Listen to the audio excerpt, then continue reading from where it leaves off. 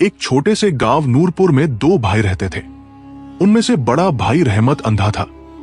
उसे बचपन से ही दिखाई नहीं देता था, इसलिए वह ज्यादातर घर में ही रहता था। आंखों से अंधा होने के बावजूद वह बहुत बुद्धिमान और समझदार था। जीवन के अनुभवों ने उसे वह समझ दे दी थी जो आम लोगों के पास नहीं होती। वह चीजों को महसूस करके पहचान लेता, जैसे किसी के पास आंखें हों। छोटा भाई सलीम खेती बाड़ी करता था, मगर अक्सर जानवर आकर उसकी फसलों को बर्बाद कर देते। सलीम ने कई तरीके आजमाए, मगर हर बार नाकाम रहा। कोई ना कोई जानवर आकर फसल उजाड़ देता। आखिर एक दिन उसे एक ख्याल आया। उसने सोचा क्यों ना बड़ा भाई रहमत की मदद ली जाए। उसने खेत में एक छोटी सी झोपड़ी बना दी और रहमत को वहां बिठा दिया। उसने कहा, भाई, अगर तुम्हें किसी जानवर की आहट सुनाई दे तो जोर से आवाज देना। जानवर डरकर भाग जाएगा और हमारी फसल बच जाएगी। रहमत ने हामी भर ली और उसी दिन से वो खेत में रहने लगा। जब भी उसे किसी जानवर की आहट महसूस होती, वो जोर जोर से आवाज लगाता। जानवर डरकर भाग जाते और रहमत फिर झोपड़ी में जाकर बैठ जाता। कई दिन यही सिलसिला चलता रहा। एक दिन एक हिरन खेतों में दौड़ता हुआ आया और बाड़ तोड़कर गुजर गया। उसके पीछे पीछे बादशाह अपने सिपाहियों के साथ शिकार करते हुए वहां पहुंचा। बादशाह ने रहमत को देखा और पूछा, ए भाई, क्या तुमने यहां से कोई जानवर गुजरते देखा है? रहमत ने मुस्कुराकर जवाब दिया, जनाब, मैं तो अंधा हूं, देख नहीं सकता, मगर जो हिरन यहां से गुजरा है वो आपके शिकार के लायक नहीं। मेरा मशवरा है कि आप अपना वक्त जाया न करें। बादशाह हैरान रह गया। वो सोचने लगा, ये अंधा आदमी कैसे जानता है कि मैं हिरन का पीछा कर रहा था? उसने कहा, एक तरफ तुम कहते हो तुम्हें दिखाई नहीं देता और दूसरी तरफ तुम जानवर की पहचान भी बता रहे हो। आखिर तुम्हें ये सब कैसे मालूम हुआ? रहमत ने नरमी से कहा, हुजूर, जिसे आप हिरन समझ रहे हैं वो दरअसल मादा हिरन है और वो गर्भवती है। आप जैसे इंसाफ पसंद बादशाह के लिए मुनासिब नहीं कि वह एक होने वाली मां का शिकार करे, इसलिए मैंने अर्ज किया कि वो आपके लायक नहीं। बेहतर है कि आप अपना वक्त बचाएं और किसी दूसरे शिकार की तलाश करें।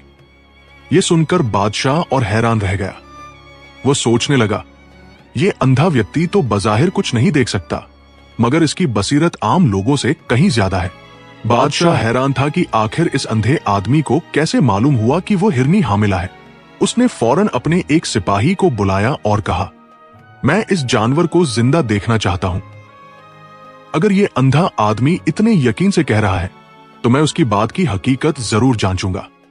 अगर वाकई वो हिरनी हामिला हुई तो वो हमारे शिकार के लायक नहीं। सिपाही ने इजाजत ली, घोड़े पर सवार हुआ और हिरनी की तलाश में निकल पड़ा।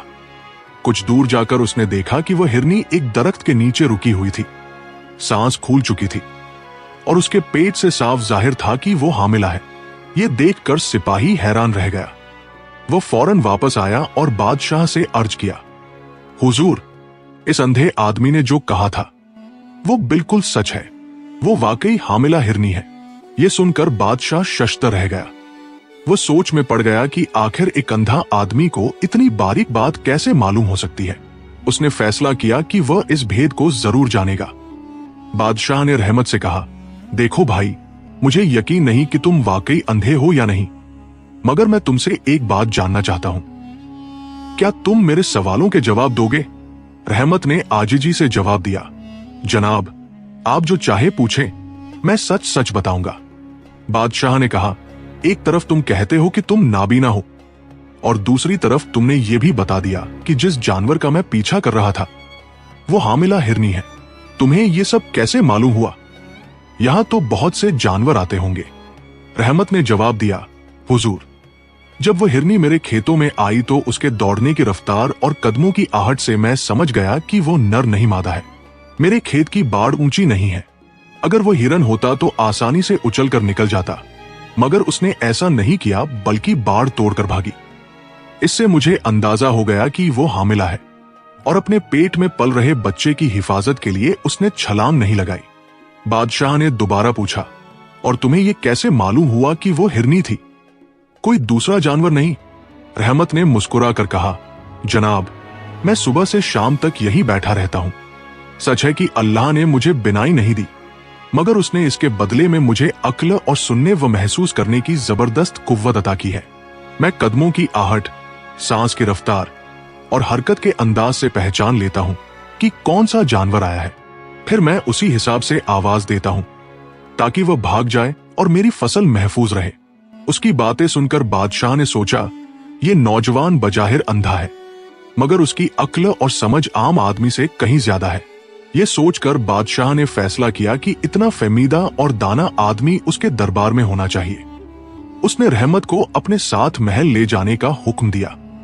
महल पहुंचकर बादशाह ने कहा, देखो नौजवान, सबसे पहले अपना नाम बताओ और अपने बारे में कुछ कहो। रहमत ने मुअद्दबाना अंदाज में जवाब दिया, जनाब, मेरा नाम रहमत है और सब लोग मुझे इसी नाम से पुकारते हैं। उसके बाद रहमत ने अपनी जिंदगी की कहानी सुनानी शुरू की। रहमत ने बादशाह को अपनी जिंदगी की सारी हकीकत सादगी से बता दी। बादशाह ने मुस्कुरा कर कहा, रहमत, तुम जैसे अक्लमंद और दूरंदेश आदमी की मैं बहुत कदर करता हूं। मैं चाहता हूं कि तुम आज से मेरे महल में रहो। मैं तुम्हें अपने दरबार में मुलाजिम रखना चाहता हूं। अगले दिन बादशाह ने रहमत को अपने पास बुलाया और कहा, रहमत, तुम बहुत जहीन और फहमीदा आदमी हो। तुम्हें बातों की गहराई फौरन समझ आ जाती है। मैं तुमसे एक सवाल पूछना चाहता हूं। क्या तुम बता सकते हो कि मैं अपने वालिदैन की हकीकी औलाद हूं या किसी और की? रहमत ने मुअद्दबाना अंदाज में कहा, जनाब, आपको इस बात से क्या गुरज होनी चाहिए? आप सल्तनत के बादशाह हैं। बेहतर है कि यह सवाल दिल से निकाल दे। बादशाह ने संजीदगी से कहा, नहीं, यह सवाल बरसों से मेरे दिल में है और मैं इसका जवाब जरूर जानना चाहता हूं। अगर तुम्हें मेरी वालिदा से मिलने की जरूरत हो तो मैं इंतजाम कर देता हूं। मेरे वालिद तो दुनिया से जा चुके हैं।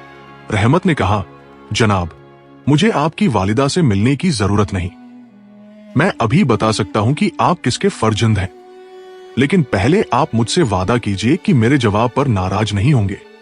बादशाह ने कहा, मैं वादा करता हूं, जो भी तुम कहोगे उस पर गुस्सा नहीं करूंगा।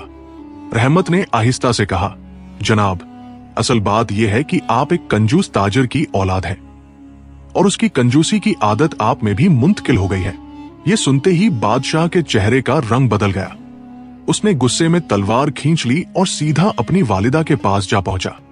गुस्से में बोला, मां, सच बताओ, क्या मैं वाकई अपने वालिद का बेटा हूं?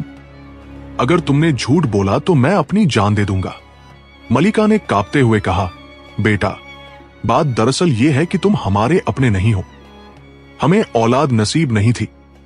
मैं और तुम्हारे वालिद तुम्हें एक ताजिर के घर से लेकर आए थे और तुम्हें अपनी औलाद की तरह पाला। वो ताजिर तुम्हारे वालिद के करीबी दोस्त थे, लेकिन वो बहुत कंजूस आदमी थे। एक हादसे में उनका घर जल गया, पूरा खानदान खत्म हो गया, बस तुम जिंदा बचे थे। तुम बहुत छोटे थे और हमने तुम्हें अपना लिया। हमने तुम्हें हमेशा अपनी औलाद से बढ़कर चाहा, लेकिन यह सच है कि तुम हमारा खून नहीं हो। यह सुनकर बादशाह खामोश खड़ा रह गया। उसके दिल में अजीब सा एहसास पैदा हुआ। फिर वह महल से वापस रहमत के पास आया और बोला, रहमत, तुम्हें यह कैसे मालूम हुआ कि मेरे वालिद एक कंजूस ताजिर थे? रहमत ने नरमी से कहा, जनाब, अगर आप वाकई एक बादशाह की औलाद होते तो जितने सवाल आपने मुझसे किए उनके दुरुस्त जवाब सुनकर अब तक आपने मुझे इनाम व इकराम से नवाज दिया होता, लेकिन आपने एक सिक्का तक देने की जहमत नहीं की। यही आपके असल नस्ब की पहचान थी। की रहमत ने समझ गया था कि आप किसी कंजूस ताजिर की औलाद हैं, न कि किसी बादशाह की। बादशाह ने यह बात सुनी तो शर्मिंदगी से सर झुका लिया। वो बोला, रहमत, तुमने बिल्कुल ठीक कहा। आज से मैं अपनी ये कंजूसी की आदत हमेशा के लिए छोड़ देता हूं। ये कहकर बादशाह ने सोने की अशरफियों से भरी एक थैली रहमत के हाथ में दे दी और कहा, रहमत, मुझे यकीन है कि जो कुछ आज हमारे दरमियान बात हुई है वो तुम अपने सीने में ही महफूज रखोगे। रहमत ने आजिजी से जवाब दिया, जनाब, मुझे अपने वालिदैन की रूह की कसम है, ये राज हमेशा मेरे दिल में दफन रहेगा। बादशाह खुश होकर बोला, रहमत, आज से तुम मेरे खास लोगों में से हो, मगर एक अहम बात जाननी है। कुछ दिनों से मुझे शक है कि मेरे दरबार में कोई मेरे खिलाफ साजिश कर रहा है। क्या तुम अपनी अक्ल और हिस्से से ये जांच सकते हो कि हकीकत क्या है? रहमत ने सोचकर कहा, जनाब, ये मामला बहुत नाजुक है, मगर अगर आप इजाजत दे तो मैं दरबार के सभी वजीरों और अमीरों से मुलाकात करके अंदाजा लगा सकता हूं कि कहीं कोई साजिश तो नहीं हो रही। बादशाह ने कहा, ठीक है रहमत, मैं तुम्हें कल अपने साथ दरबार ले चलूंगा। अगर तुमने सच्चाई मालूम कर ली तो तुम्हें ऐसा इनाम दूंगा जिसका तुमने तसव्वुर भी नहीं किया होगा। अगले दिन बादशाह रहमत को अपने साथ दरबार ले आया। दरबार में सभी वजीर, मशीर और अमीर जमा थे।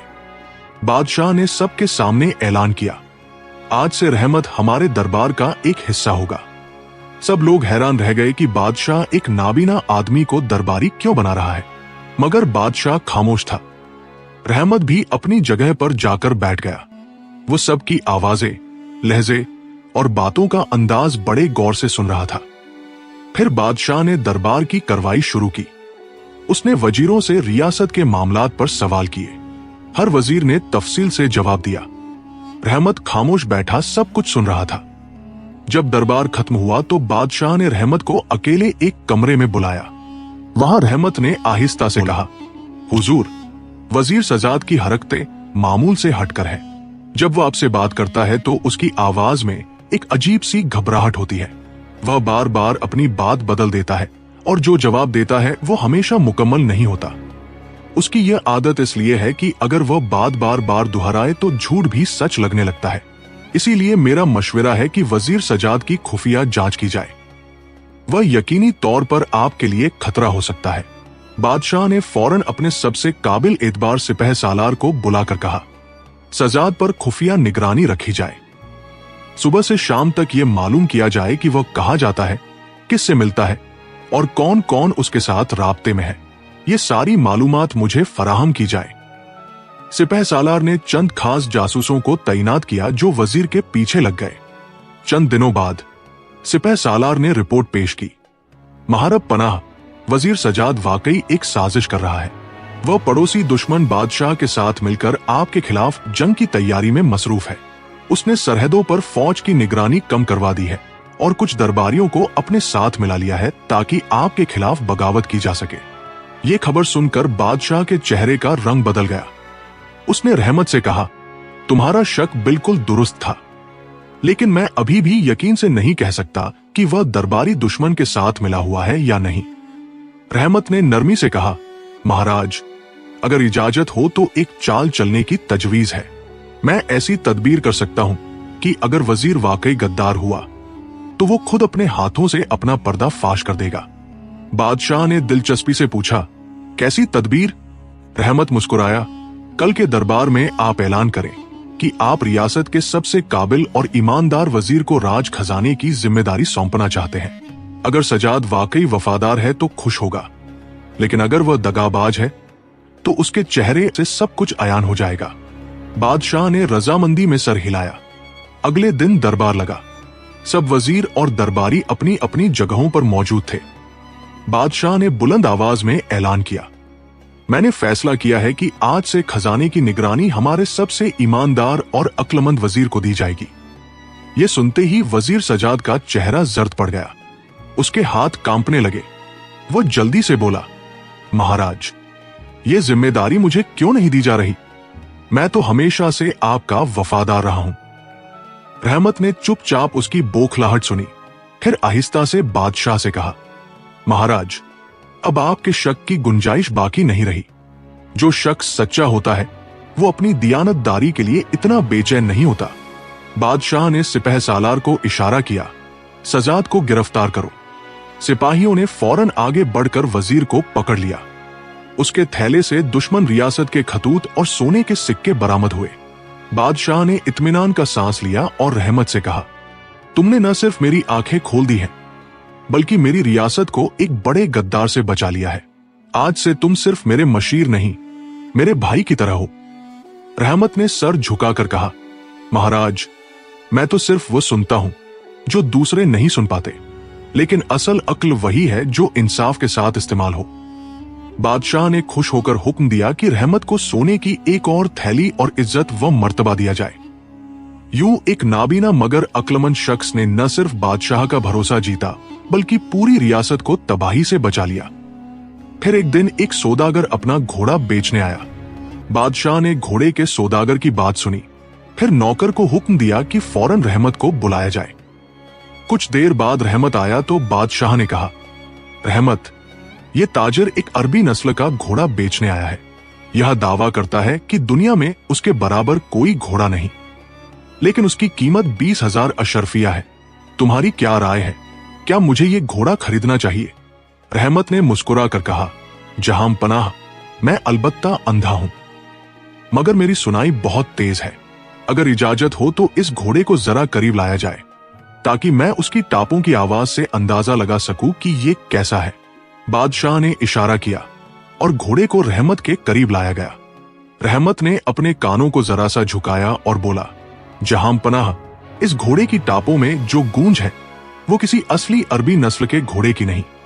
उसके सांस लेने का अंदाज भी कमजोर है। मेरे ख्याल में ये घोड़ा बीमार है या फिर बहुत ज्यादा थकाया गया है। उसकी कीमत 1 अशरफी भी ज्यादा है। यह सुनकर सौदागर का रंग उड़ गया, मगर वह जल्द संभल कर बोला, ये आदमी अंधा है, उसे घोड़ों का क्या इल्म? ये तो झूठ बोल रहा है। बादशाह ने खामोशी से सिपाहियों को इशारा किया कि घोड़े को महल के अस्तबल में ले जाया जाए और शाही तबीब से उसका मुआयना करवाया जाए। कुछ ही देर बाद तबीब वापस आया और कहा, जहां पनाह, रहमत बिल्कुल दुरुस्त कह रहा है। ये घोड़ा दरअसल अंदर से बीमार है। उसे दौड़ाने पर यह किसी भी वक्त गिर सकता है। यह सुनकर बादशाह ने गुस्से से कहा, झूठ बोलने की जुर्रत कैसे की तूने? और सौदागर को कैद करने का हुक्म दे दिया। फिर रहमत की तरह मुतवज्जह होकर कहा, रहमत, तुम वाकई मेरे लिए खुदा का इनाम हो। तुम्हारी दानाई ने एक बार फिर मुझे बड़े नुकसान से बचा लिया। रहमत ने आजिजी से जवाब दिया, जहां पनाह, ये सब आपके एतबार का नतीजा है। मैं तो सिर्फ अपनी जिम्मेदारी निभा रहा हूं। उसके बाद बादशाह ने रहमत को मुजद इज्जत दी और उसे दरबार में खास मशीर के ओहदे पर फाइज कर दिया। अब बादशाह कोई भी फैसला करने से पहले रहमत की राय जरूर लेता।